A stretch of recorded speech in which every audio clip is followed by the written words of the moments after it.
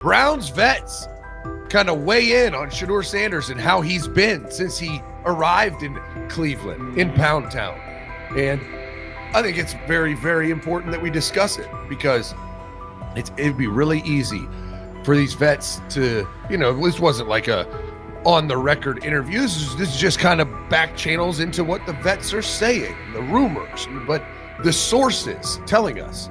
And we have a couple quotes, but Shedeur Sanders, Cleveland Browns, it seems like it's going well. And it's almost like you don't want to talk about it. At the center of the growing internal buzz is Shedeur Sanders, the rookie who entered Berea with late-round expectations but is being discussed privately as a potential long-term starter. This is not a routine camp tale about an extra arm taking practice snaps. Sanders has seasoned teammates, players with playoff mileage, quietly reassessing his ceiling. Observers who overlook these conversations risk missing one of Cleveland's most deliberate personnel moves in years. Sanders is not on the roster because of his surname. The Browns reviewed their quarterback depth, weighed costs, and chose a controlled, development-oriented option they believe can stabilize the position. His presence is already changing practice dynamics. Veterans notice his pocket awareness, adjust routes to his timing, and acknowledge that he processes coverage at an advanced level for a first-year player. Leadership patterns in the huddle feel different. Sanders delivers with precision and composure that challenge defenders to reevaluate their calls. The strategic upside is clear. A 4-year rookie contract offers cap flexibility while other franchises cycle through expensive stopgaps. Coaches and front office staff view Sanders as a calculated investment, not a publicity experiment. Outside chatter still focuses on Joe Flacco's age or Kenny Pickett's development. Inside the facility, however, veterans pause film sessions to dissect Sanders' ball placement and progression speed. Position coaches highlight clips where he works through reads decisively and delivers on time, traits rarely attributed to rookies. Sanders' confidence is measured rather than theatrical. He moves as though the NFL tempo is familiar, and that calm spreads across the roster. Experienced defenders are rechecking the depth chart and asking if the quarterback competition is tighter than publicly acknowledged. Great kid, and whether it's a following that he's earned, I mean, that's something that he's done a great job of interacting with fans. And but he is a great kid. You guys will get to know him more. He's working like crazy, just like all the guys. He's another young man. These rookies, my office is downstairs. As they got to walk by my office as they come in. They come in early. And Shedeur, just like all those guys, he's in there early. He's getting his work done. He has not yet secured the starting job. Evaluations so far come only from brief practice periods, no comeback drives, no national headlines, just steady execution in shorts and helmets. In a league that celebrates splashy debuts, Shedeur Sanders is earning trust rep by rep. Veterans typically withhold judgment until late in camp, yet several are already studying his footwork and timing, which suggests genuine respect. Inside the building, coaches sense that the Browns may have finally found a stabilizing presence at quarterback. Cleveland's recent history underscores why this matters. The team has started 9 quarterbacks over the past 2 seasons, an indicator of instability rather than depth. Sanders arrives with composure, arm strength, and a well-known surname, so any sign of readiness is magnified. Financial context also plays a role. The Browns are allocating a significant portion of the salary cap to Deshaun Watson, whose performance has not matched that investment. To manage costs, the front office signed 4 additional quarterbacks on low-impact contracts. Together, they account for far less than Watson's annual cap figure. If Sanders continues on his current trajectory, that structure could give Cleveland both competitive clarity and much-needed financial flexibility. He's the only person who's come out and say, hey, man, this dude look kind of good, man. Let me tell you what I heard. A lot of people reaching out to players in the locker room and stuff. To me, I think it's a red herring. Like, I'm supposed to suspend myself to disbelief that he was going to look bad. I've never expected him to look bad to start with. The 5th round quarterback stuff, that's involving perceptions, pre-draft analysis, and other teams. Cleveland's veterans have endured every kind of quarterback turmoil: poor reads, major injuries, shaken confidence, and sideline disputes. When a young quarterback like Shedeur Sanders steps in and appears composed rather than overwhelmed, people notice. The attention comes not just from coaches and reporters, but from the linemen and defensive leaders who have watched previous backups struggle. They are not exchanging doubts, they are sharing nods of approval. Sanders demonstrates instinctive pocket awareness, reliable accuracy, and steady poise, qualities that quickly circulate through team conversations. After years of instability under center, the Browns need someone who can remain calm and effective deep into the season. Although expectations have fallen over time, genuine interest is growing. Praise is coming from teammates who rarely commend anyone unless his performance demands it. The rumors have ended. The decision is public. Cleveland Browns owner Jimmy Haslam has informed every level of the organization that unless an unforeseen injury intervenes, Shedeur Sanders will start at quarterback in week 1. The announcement is not an informal suggestion or a quiet push in the background. It is a direct order. Multiple independent reports, amplified most visibly by Colin Cowherd, confirm that Haslam delivered the directive himself. From the owner's viewpoint, the logic is simple. No one else on the roster offers the same combination of talent, leadership, and long-term upside. Joe Flacco is approaching the twilight of his career. Kenny Pickett has shown flashes but remains inconsistent. Dylan Gabriel, taken in the 3rd round, is a developmental project. By contrast, Haslam believes Sanders can alter the franchise's trajectory immediately, and he refuses to allow internal hesitation to stall that possibility. The standoff traces back to April. General manager Andrew Berry and head coach Kevin Stefanski entered the draft wanting a low-profile prospect who would fit quietly into the existing depth chart. They prioritized scheme familiarity, modest public attention, and a clear developmental timeline. When the board lined up, they reached for Gabriel in round 3, reasoning that an early investment would justify keeping a rookie on ice behind the veterans. But Sanders continued to slide, first through day 2, then deep into round 5. Haslam watched the names come off the board, convinced the league's bias against Deion Sanders' outspoken son was obscuring legitimate first-round talent. When Cleveland's 5th-round pick arrived and Sanders was still available, Haslam intervened. He did more than approve the choice, he overrode the original plan, making it clear that the organization would select Sanders and give him every chance to compete. From that moment on, the Browns' internal narrative splintered into 2 camps, those ready to accelerate around their owner's vision and those still trying to protect their original approach. Once rookie minicamp began, Sanders erased much of the speculation. He commanded huddles, processed coverages quickly, and delivered throws with anticipation that belied his draft slot. Teammates noted his willingness to accept blame for missed timing, then correct the error without dramatics. While Flacco and Pickett split most first-team reps, Sanders treated limited opportunities as full-speed auditions. During organized team activities, he identified blitz looks, redirected protections, and consistently found his second read when the primary route was covered. More than one defensive veteran told local reporters that Sanders looks like the best arm in the building. That assessment forced Berry and Stefanski to reevaluate their timetable.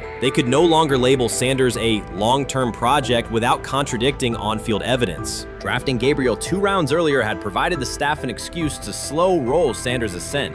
Coaches could point to investment cost, meeting room familiarity, and installation comfort to justify Gabriel's snap share. Yet each practice rep in which Sanders outperformed the 3rd rounder weakened that shield. Behind closed doors, position coaches began requesting more Sanders film for cut-ups, and offensive assistants quietly shifted meeting questions toward concepts the rookie already executed well. By mid-June, Berry himself started describing Sanders not as a developmental asset, but as a competitive option.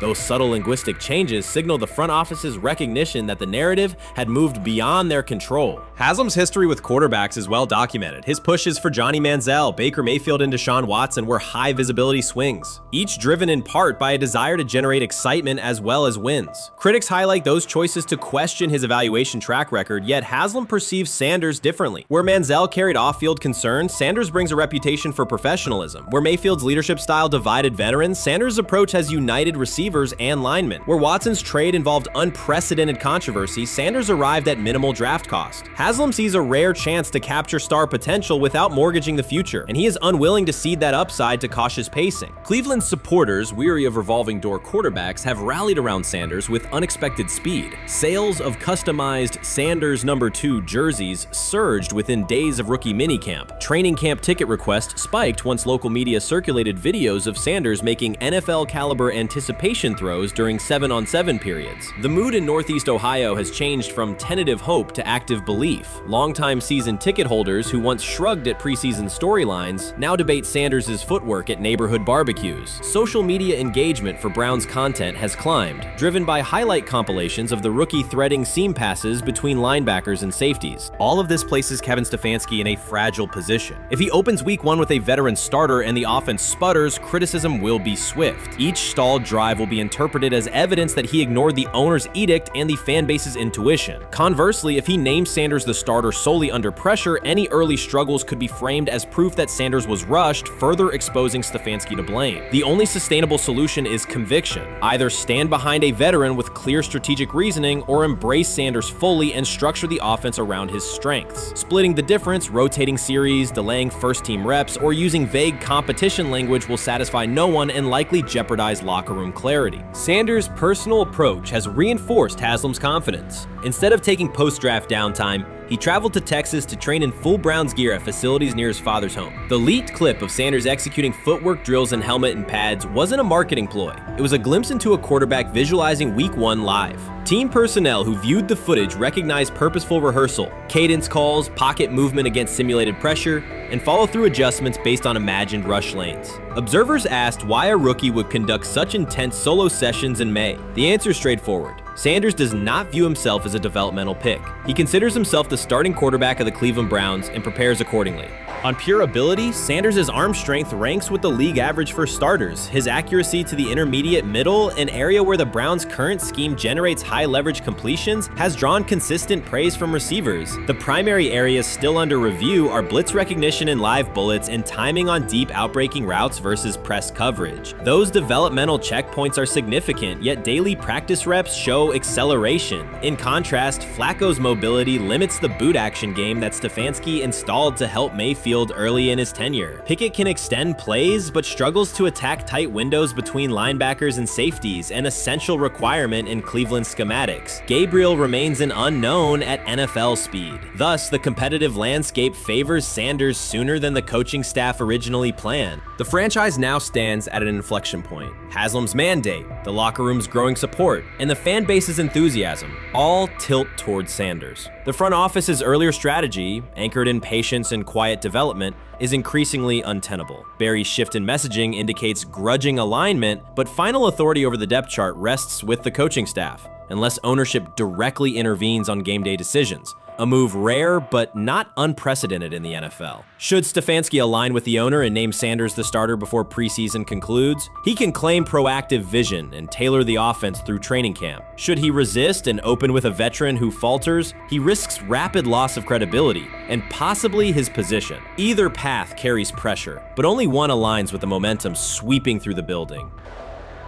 For 2 decades, the Browns have cycled quarterbacks without securing a stable star. Each new hope, whether draft pick or trade acquisition, has collapsed under injuries, inconsistency, or organizational disarray. The possibility that Sanders could finally anchor the position is not merely a football storyline. It is a potential cultural reset for a fan base defined by resilience. Haslam's insistence reflects that awareness. Cleveland needs a leader who can win on Sundays and project confidence every other day of the week. Sanders has shown he can shoulder expectations without retreating from scrutiny. That trait, more than arm talent alone, is why the owner views him as indispensable. Voluntary workouts transition to mandatory minicamp next week. If Sanders receives a substantial share of first-team snaps, observers will interpret it as the staff's acknowledgement that the competition is tilting decisively.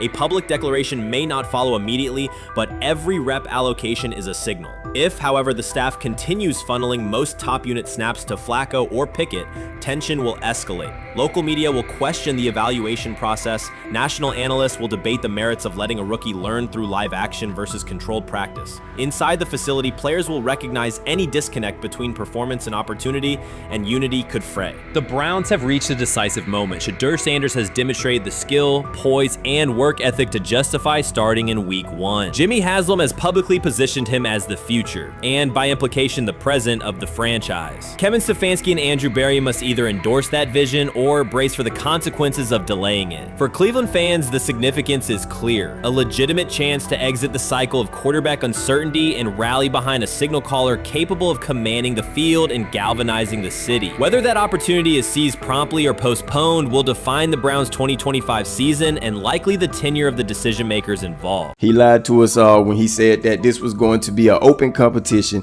a 4-man open competition when it comes to the QB situation up there in Cleveland, in which, from the looks of it, all we've seen it be was a 3-man race. The only people that has been getting reps in with the first team or with the veterans are Joe Flacco, Kenny Pickett, and Dylan Gabriel.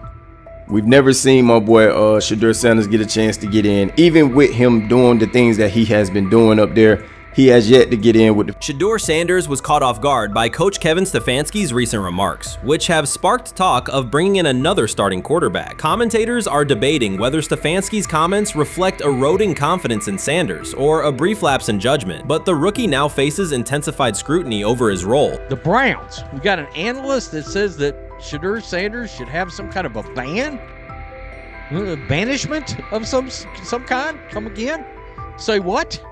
For what? And we've got, this would be more troubling. If I'm a Browns fan, and this is where we're going to start, potential dissension in the ranks of the front office and the coach. And over what? Quarterback. When a program's headline quarterback suddenly becomes the subject of sideline murmurs and quiet searches for replacements, the situation is unmistakable.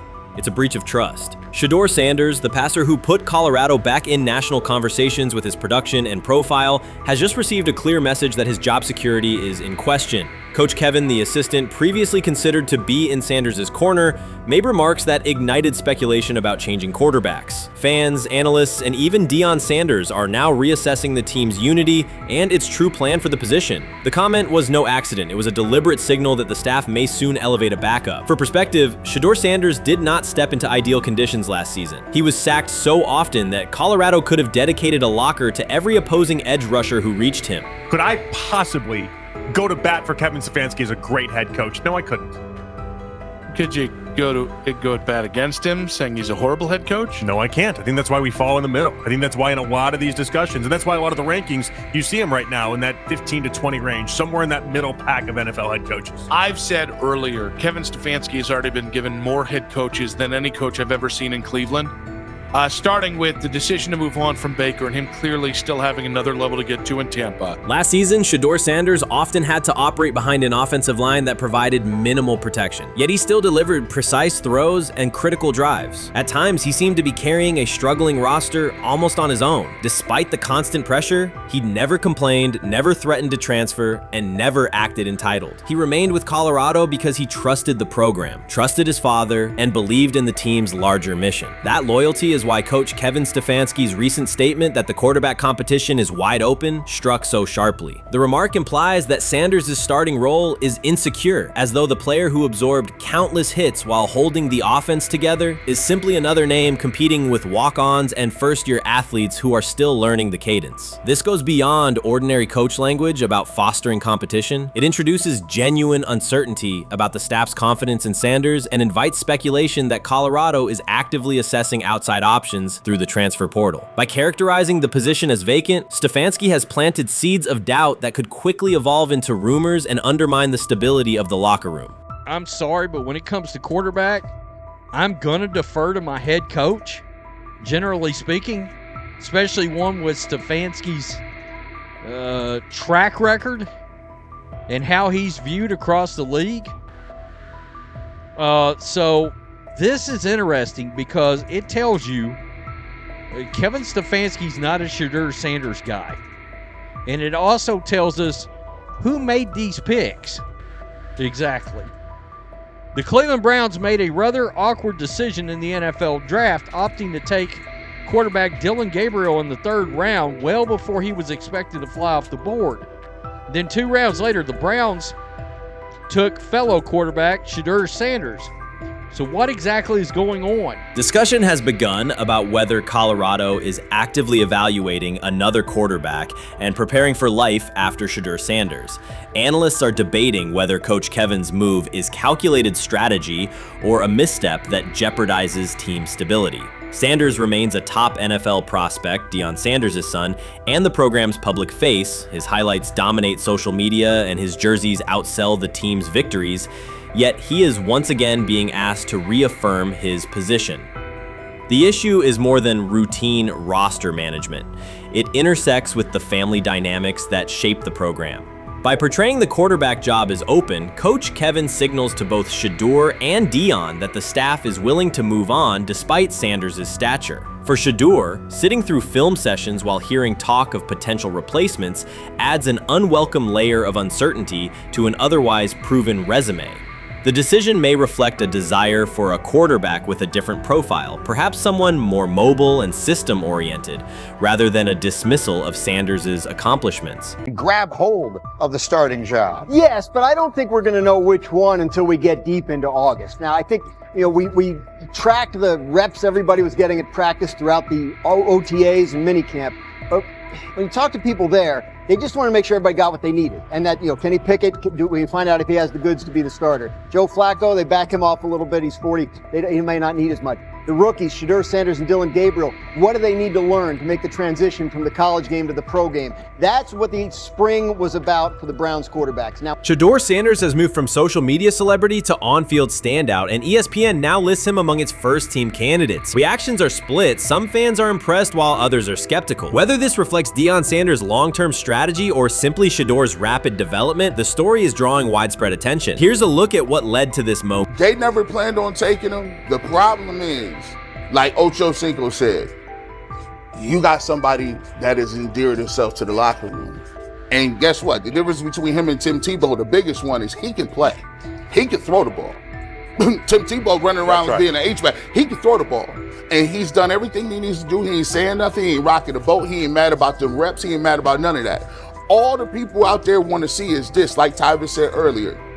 We want to see what he can do with Jerry Jeudy. Online reactions are sharply divided. Some fans strongly support Sanders, while others argue he is overrated. Traditional analysts cite statistics and claim his recognition comes mainly from his father's name. Sanders supporters are actively celebrating his rise and already predicting a future NFL career. Sports media outlets have made his candidacy a central topic of debate. The discussion now extends beyond statistics and victories to include his marketability, public image, and on-field presence. Sorry, is Shedeur Sanders going to get a chance to win this job? Do you believe he gets a legit shot to win this job? Listen, I think first of all, the action's going to really start in training camp. Like, forget all the OTA stuff. You don't win a job in OTA. The real action starts in training camp. And just like Shedeur said, during the mini camp, when it's time to take your reps, you got to make the most of it. Because I think early on, there's going to be a lot. Remember, Joe Flacco didn't hardly practice in OTAs and mini camps because they were giving the young guys. Right. So when he gets his opportunity, he's going to have to make the most of it. Analysts are closely reviewing game footage to evaluate Sanders' decisions and mechanics, while others examine his social media activity to see how he balances content creation with quarterback duty. Shedeur Sanders' placement on ESPN's early first-team list has taken over the college football conversation. Supporters circulate his highlights and argue that his on-field production and leadership justify the honor. Skeptics claim the recognition relies too heavily on his family name and question whether his resume is strong enough for first-team status. Analysts are rewatching game footage to assess his reads, accuracy, and pocket presence, while others examine how he balances a high-profile social media presence with quarterback responsibilities. The debate has pushed other storylines, such as conference realignment and NIL issues, into the background, leaving fans and commentators focused on Sanders' performance, marketability, and overall impact on the sport. I'll keep saying it. I believe Shedeur Sanders should play more games than any other quarterback on this roster this year, because he's the only guy that I look at and say they might have something here. Because I'm telling you right now, they left night one of the draft saying we are taking our quarterback next year. So it's on Shedeur or Dylan or Kenny, probably not Joe, to change their mind. To change their mind. But you got to find out. You gotta find out. Opinions differ on whether Sanders is benefiting from his family name or simply showing real progress, but the attention is undeniable. Social media is flooded with edited images elevating him to legendary status. Critics argue the first-team nod is driven by hype and marketability, while supporters point to his flashes of strong arm talent, field vision, and decision-making. Regardless of motive, the announcement has dominated the football news cycle and intensified debate over how much of his rise is performance-based versus media-driven. Highlight reels rarely show Sanders' turnovers, late-game mistakes, or inconsistent stretches. Being named to a first-team watch list suggests sustained dominance, something Sanders has displayed only in flashes. His selection appears driven as much by brand recognition and media appeal as by performance. ESPN's decision has intensified debate. Data-driven critics post statistics that question his resume, while passionate supporters predict awards and future NFL success. Commentators recall a time when first-team consideration required years of proven excellence. Yet many fans already see the announcement as confirmation that Sanders is on track for major college football honors. Shedeur Sanders has earned first-team reps when training camp commences later in July. I'm not saying like he's the first guy up, when you do 11 on 11s, day 1, 2, 3, 4, 5 at training camp. I'm not necessarily saying that, but he's the one quarterback that we didn't get a chance to see take reps with the ones.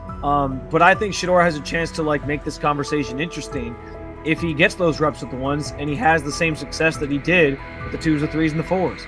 I have confidence he can show you something, but I got to see it. We all got to see it before we can actually judge that. Some believe Deion Sanders is already preparing for an award ceremony, while others are furious, threatening to protest ESPN's credibility over Shedeur's first-team mention. Critics argue that honoring Sanders without a full season of elite play undermines college football standards. Supporters insist his performance and profile justify the recognition. The debate reflects a broader clash between traditional merit-based evaluation and modern brand-driven visibility. In today's landscape, first-team consideration is no longer only about statistics. It also involves marketability and audience engagement. Whether welcomed or rejected, Sanders commands attention and embodies the sport's shift toward both performance and personal brand.